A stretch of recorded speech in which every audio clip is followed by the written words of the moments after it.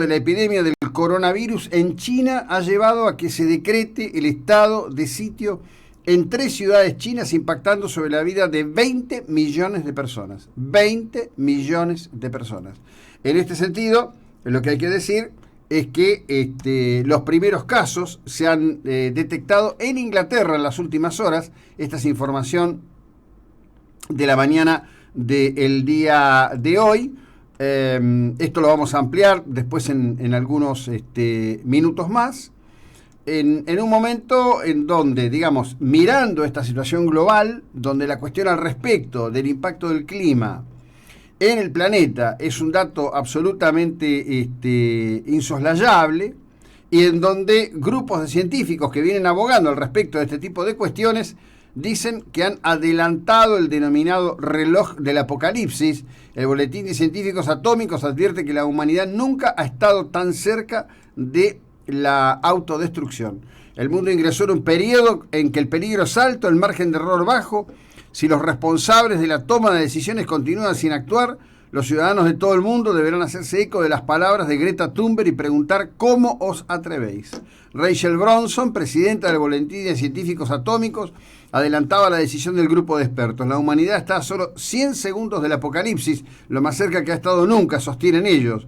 El boletín ha dado a conocer su diagnóstico sobre el riesgo de exterminarse que afronta la humanidad. Para medirlo, el grupo de expertos de primer nivel, con 13 premios Nobel en sus filas, creó un reloj simbólico, Doomsday Clock, que muestra los minutos que nos quedan hasta la medianoche, es decir, el fin del mundo. Desde 2018, las manecillas estaban colocadas a las 23:58, a 2 minutos del final, que lo más cerca que el reloj había estado de la medianoche en sus 73 años de historia. A esa misma hora, a 120 segundos, estuvo en 1953, cuando las armas termonucleares soviéticas y norteamericanas se ponían a prueba en plena carrera armamentística. Sostienen que el fin está mucho más cerca.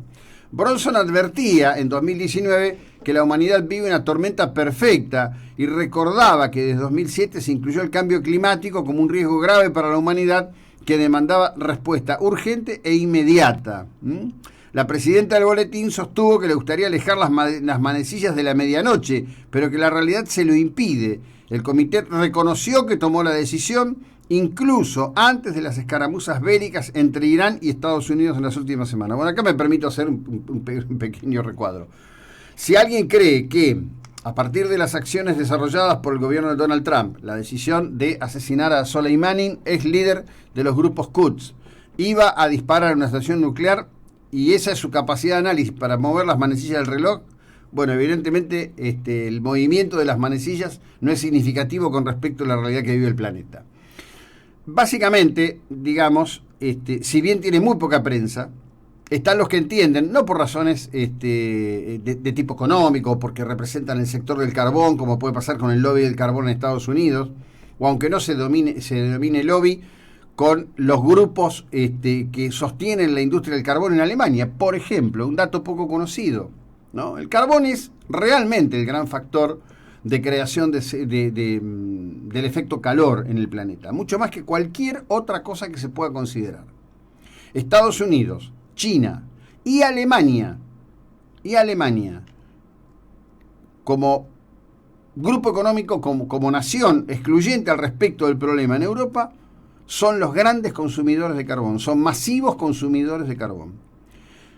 Al contrario, justamente, Francia es un país cuya incidencia en la creación del problema es nula, en el sentido de que el 83% de la provisión de energía eléctrica de Francia se hace por centrales termonucleares, que justamente a partir de eventos como el de Chernobyl han sido demonizadas en el imaginario público. Mucho para discutir, mucho para debatir.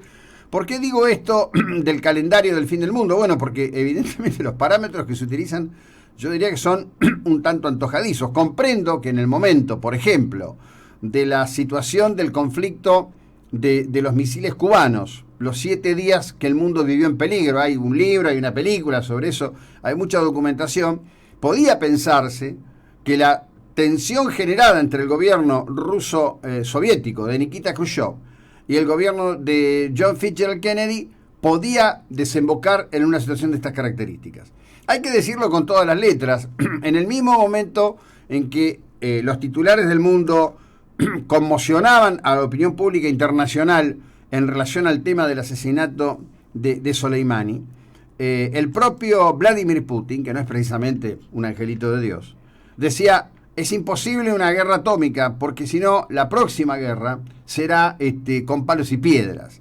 Es decir, el mensaje de Putin fue un mensaje muy, muy claro, muy concreto y muy preciso en este sentido.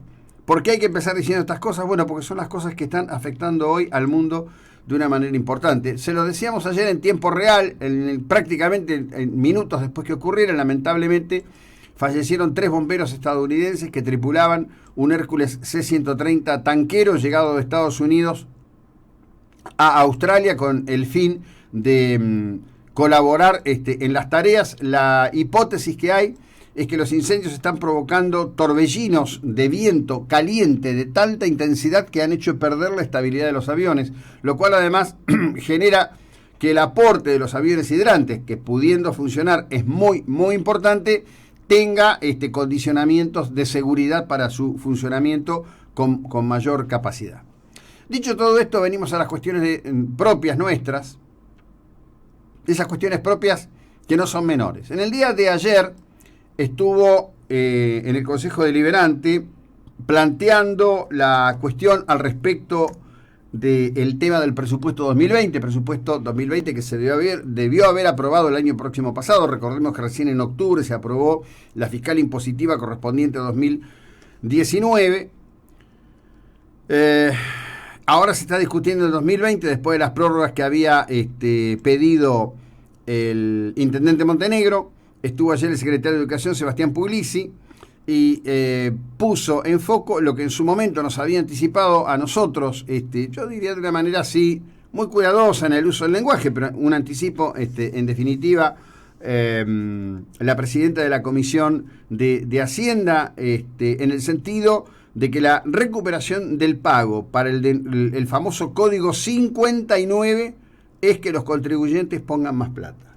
Ayer Puglisi reconoció que se pretende que los contribuyentes paguen una sobretasa con la cual reunir 250 millones de pesos, que es lo que permitiría cumplir con la promesa del intendente Montenegro. Ayer me lo crucé el intendente, venía caminando con Alejandro Rabinovich, venían los dos solitos. Hay una cosa que me llama mucho la atención, es positiva, por supuesto. Montenegro subió en la web los comentarios sobre la detención de una de las personas que han estado robando autos utilizando un bloqueador de señales. Los elogios a Montenegro, impresionante. No voy a empezar con el tema de que, a lo mejor son todos votantes de Montenegro, están todos chochos. El intendente lo que hace es comunicar una cuestión que en realidad la resolvió la policía, que como conté en el día de ayer, para mí es una historia que tiene unos cuantos claroscuros, pero bueno, en definitiva se entiende, la comunicación es oficial, que esta persona está detenida y está buscando a otros que serían sus cómplices.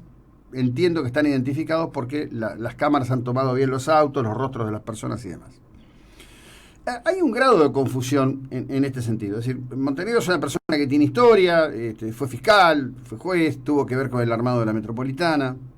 No es el jefe de la policía de la provincia de Buenos Aires, no existe en Mar del Plata una policía comunal. Digo porque hay momentos en que esto da para aplauso, mieses y atención con esto, porque después pueden venir facturas, ¿no? Me parece que es un tema para manejar con equilibrio.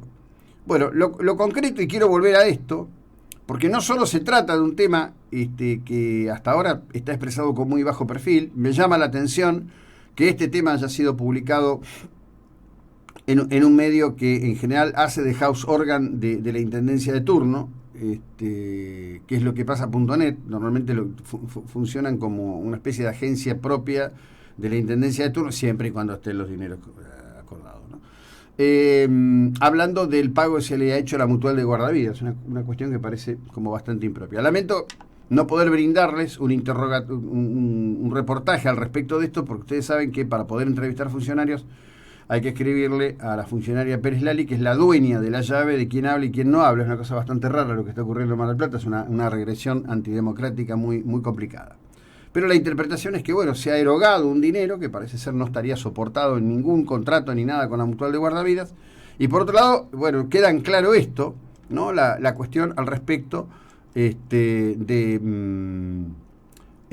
cómo es. Puglisi lo quiso acomodar, dijo, es un error conceptual, el agregado de educación a la sobretasa no es para la bonificación docente, sino para el mejoramiento del sistema educativo municipal en su conjunto. Es decir, lo que pretenden es reunir 250 millones de pesos, sosteniendo que para cada docente esto implicaría unos 8.900 pesos por cargo de maestro. Cifra que llevaría el monto mensual a un total de 23 millones. 23 millones por 10 te da 230 millones. Digo, es medio difícil esconderlo esto. Si bien, dijo Puglisi, y esto es cierto, todo el arco político, a excepción de Arroyo, decía en campaña que en caso de ganar la intendencia era una cuestión que iba a volver. Y dijo estar orgulloso de ser parte del equipo que hará que esa bonificación docente especial retorne al bolsillo de los educadores municipales del partido de General Pueyrredón. Bueno, como la agenda es enorme, por supuesto hubo novedades en el tema de los eventos de Villa Gesell. Ayer había mucho comentario al respecto de la cuestión de la prohibición de consumo de alcohol. Algunos ya titulan hoy, dice, bueno, ante la prohibición del consumo de alcohol, ¿los jóvenes se irán a Pinamar? ¿Y vos qué crees que va a pasar? Además, digo, ¿cuánta policía tienen, cuánto personal de seguridad tienen para hacer un control efectivo?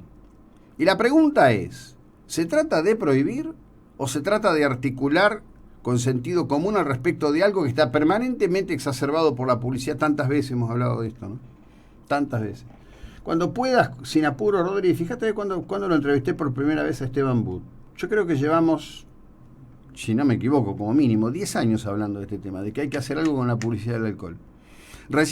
Ayer recién vi un artículo con la firma del periodista Gambini en Clarín hablando del tema de poner al alcohol las mismas limitaciones que a la publicidad del tabaco. Y trabajar en el sentido de hacer entender de la negatividad. Y no estoy hablando, a ver, digo, yo soy tipo que si me siento con un grupo de amigos, tomo una copa de cerveza, en determinado ámbito puedo degustar una copa de vino. Lo que estamos hablando es de un consumo que desborda todo, y que además va a contramano de lo que está pasando en el mundo. Yo les voy a contar algunas de las cosas que están pasando en el mundo ya hoy con el tema del alcohol en países que tienen problemas severos, como es Finlandia, como es Rusia, al respecto del consumo de alcohol. 7:15 minutos, esta es la 99.9, seguimos en un breve instante.